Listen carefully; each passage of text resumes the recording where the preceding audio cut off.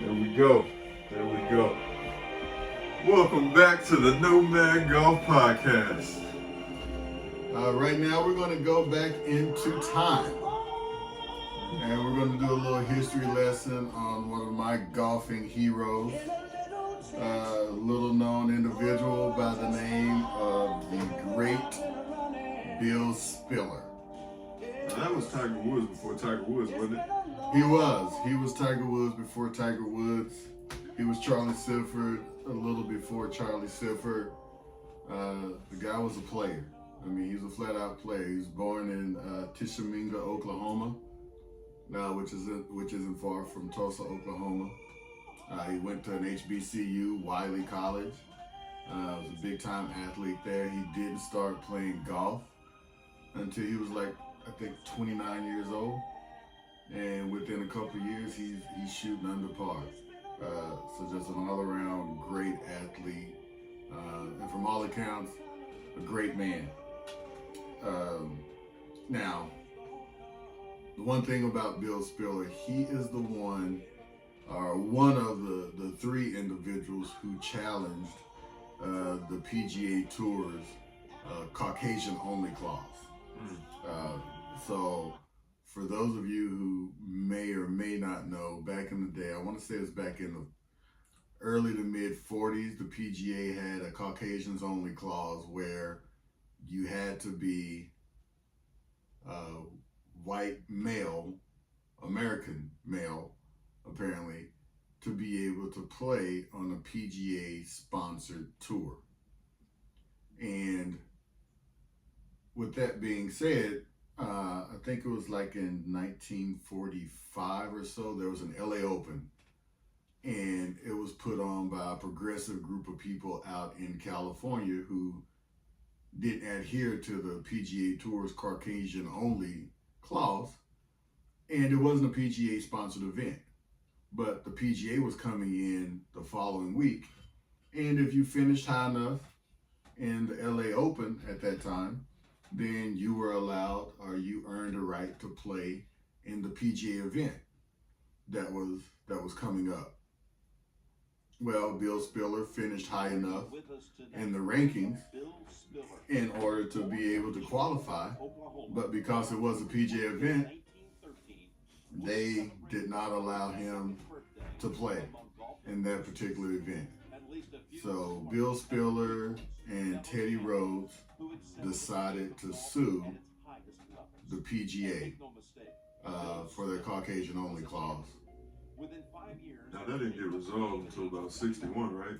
Yeah, 61 is when they decided to remove the Caucasian-only clause, but as I understand it, in a brief history lesson, the PGA Tour thought that they may be in trouble in this lawsuit by having this Caucasian-only clause.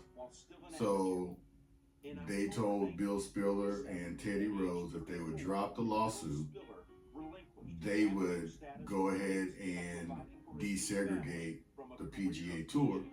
And they would, they didn't say they would allow them to play, but they said they would desegregate the PGA Tour and basically remove the whites-only clause.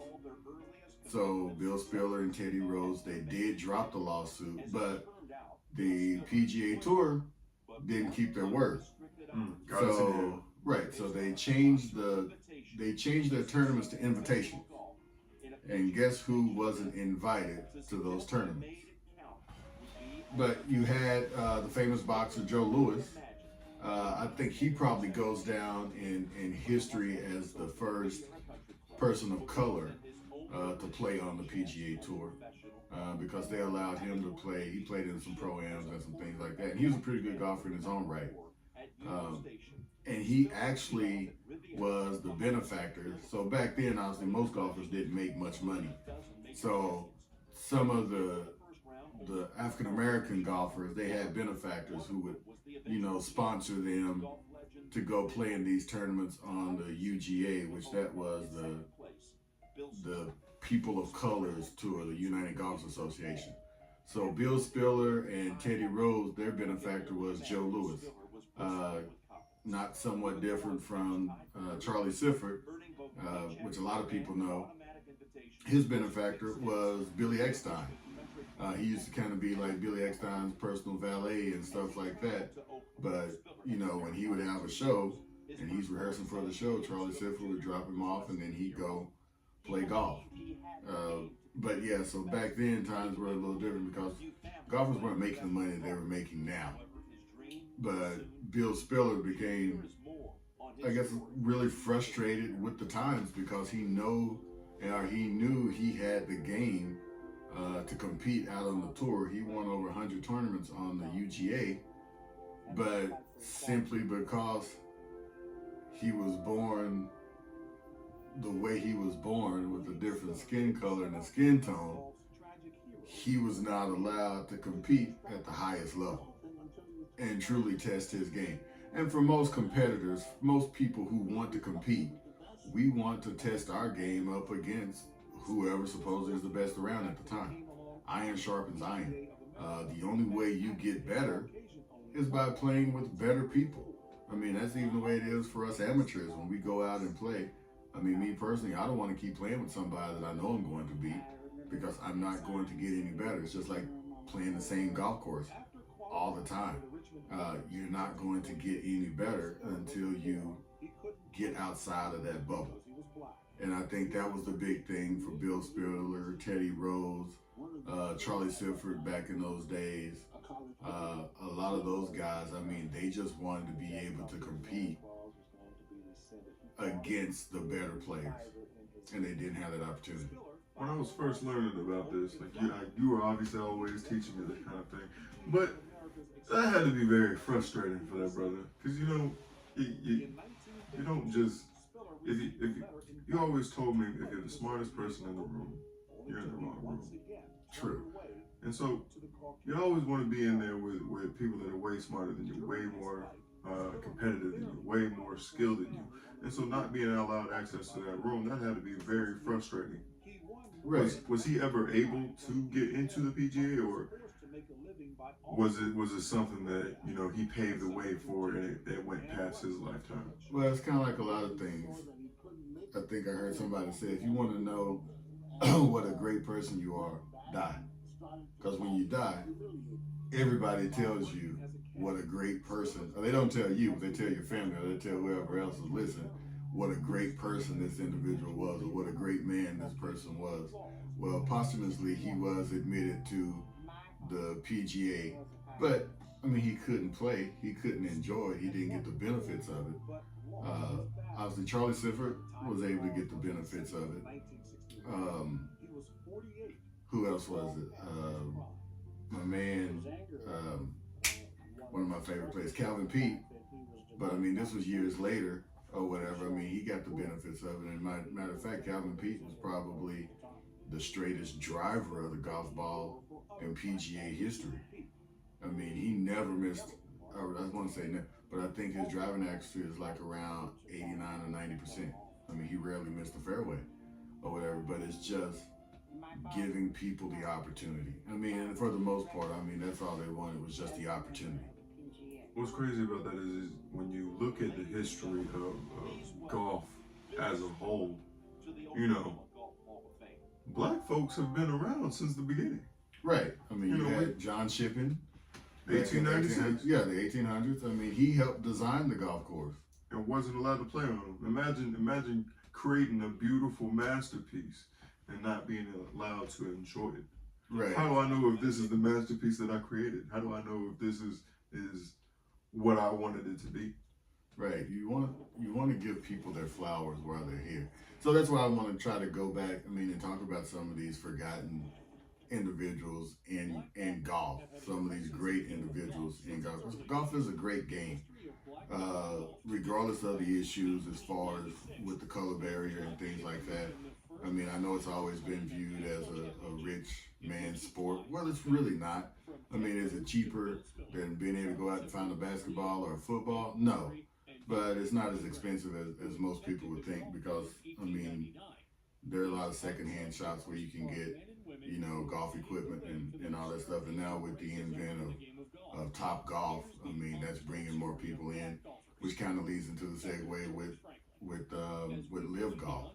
I mean, that's bringing other people into the game of golf, and it's kind of the same thing with what's going on between Liv and the PGA Tour, because that was one of the things with the PGA Tour. I remember Monahan coming out saying that, you know, no PGA Tour player has never had to be ashamed or embarrassed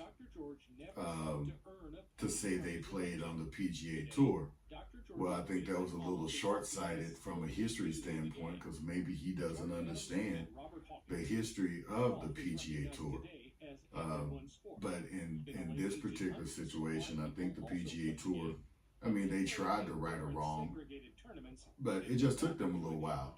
I mean, because they filed their lawsuit, I want to say in 47, but then it wasn't until 61, I believe, when Charlie Sifford was able to actually get a PGA Tour card.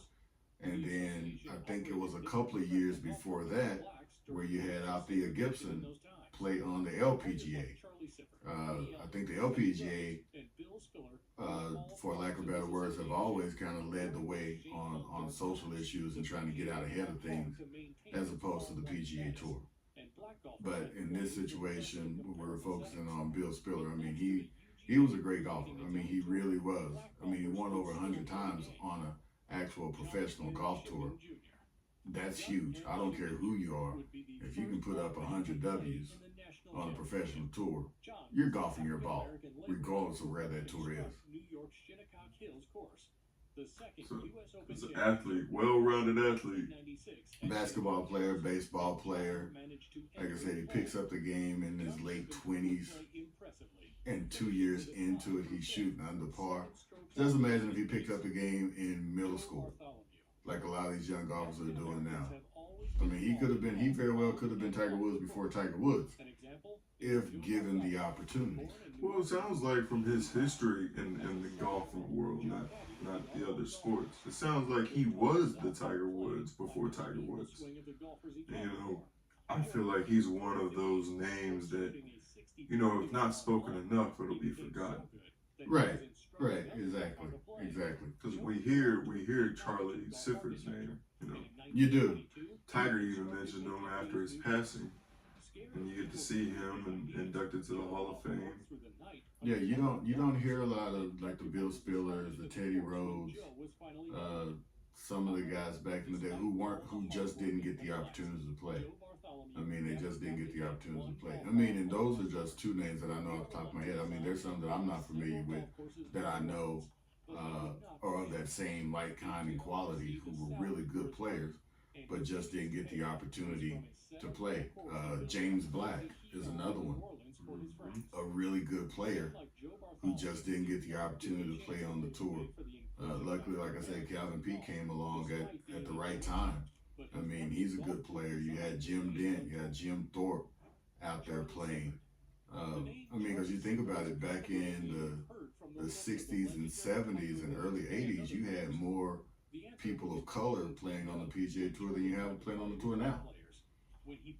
So, I mean, it's just, like I said, golf is a different sport. So because they are independent contractors, I mean, it still costs them money to sign up for an event. Then they have to travel and all that good stuff. So, I mean, it's still an expensive sport, even for professional golfers, unless you have a good sponsor, I would think. Maybe your sponsor will pay for your net jets and all that stuff.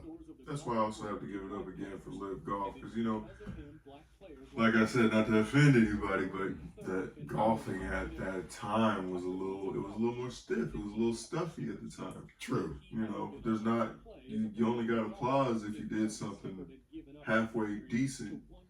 Every other time, you know, it's so quiet, you can hear a fly fart. Right. You know, but now the organizations that we have coming into the world nowadays, you know, it's a lot more fun. It's going to hang out with your buddies. It's going to relieve stress. It's playing in teams. Right. So you're always making sure, hey, you know, my partner's getting better. Exactly, and it's much more camaraderie, and that's probably the way it was on the UGA as well. It was kind of probably like Liv just not making the money that Liv makes with the UGA Tour. They always saw the same players. I mean, a lot of them probably rode to the tournaments together because back in the day, I mean, you drove to the tournament. A lot of people weren't flying around. I mean, even on the PGA Tour with the Arnold Palmers and all them, I mean, before they started getting their own planes, I mean, a lot of them would drive from tournament to tournament because most of the tournaments were always stateside. They weren't traveling all over the place like they're traveling now. So they probably were, just from that standpoint, they were probably a little closer as far as a body of individuals and a family atmosphere than they are now. And that's kind of, I think, like we were saying yesterday with Liv. Liv was it's kind of the same thing. I mean, they're traveling, they see the same people all the time, so there's that familiarity there. But not to take the spotlight off of Mr. Spiller. off of Bill Spiller. I just think he was a. You know, he had an interesting upbringing. I read somewhere, or either I saw somewhere that, you know, he was a very well traveled man. That's for starting, Right. You know, because he was all over Oklahoma, and then he ended up moving to Tulsa. Was it before or after the massacre that took place over there? I think they said he moved out of Tulsa after the massacre, after the Tulsa massacre. And that's when he ended up in LA. Right. So I mean, he's going from adversity to adversity. True. But you can also say that, hey, he was built for that. You know what I mean? He was built different. He was built to last. Yeah, he was built for that, but I can't imagine the level of frustration that he had. Because I mean, even myself, I get frustrated when I have a situation or whatever that I just see that it's such a consistent and pervasive situation. I see the problem. I can't fix it without the help of someone else, but it gets frustrating when it goes day in, day out, year in, year out, and then to compound that with the organization telling him, hey, yeah, go ahead and drop the lawsuit, and then we'll desegregate the tour. And then come to find out, well, hey, they did desegregate it, but they just decided to make it an invitational, and just so happen they're still not going to invite you. And your game is good enough.